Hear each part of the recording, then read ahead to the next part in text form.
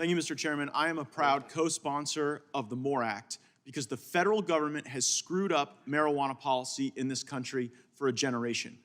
We lied to people about the effects of marijuana, and then we used marijuana as a cudgel to incarcerate just wide swaths of communities, and particularly in African-American communities. And so I am not offended by the concept of restorative justice in marijuana policy, because we cannot honestly say that the war on drugs impacted suburban white communities the same way it affected urban black communities. We can't say that marijuana enforcement was happening the same way on the corner than it was happening in the fraternity house. And we have an opportunity to fix that problem. The war on drugs, much like many of our forever wars, has been a failure. If there's been a war on drugs, drugs have won that war.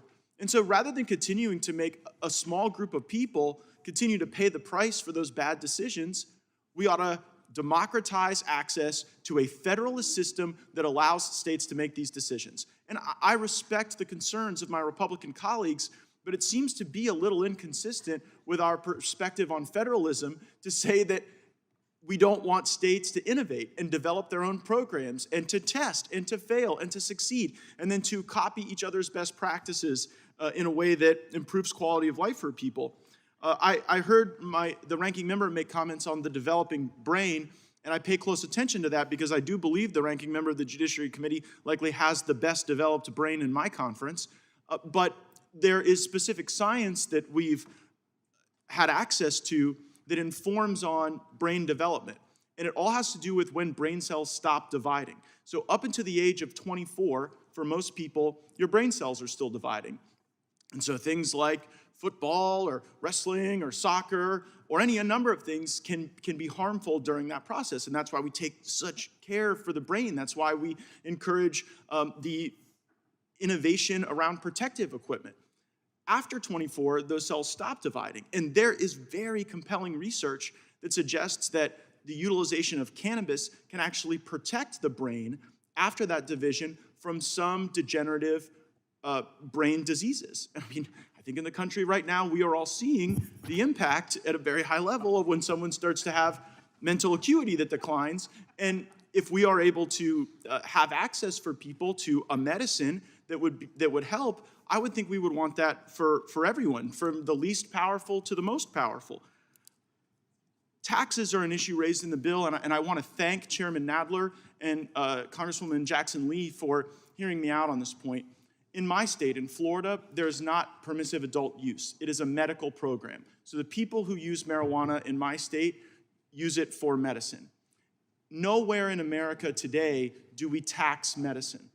And I do have some concerns about the provisions of the bill that, for the first time, would impose a tax on people who are trying to get well or get better. And so I hope as we work on the legislation going forward that we think about people exercising adult use rights versus people participating in a medical program, both from the consumer and from the grower standpoint.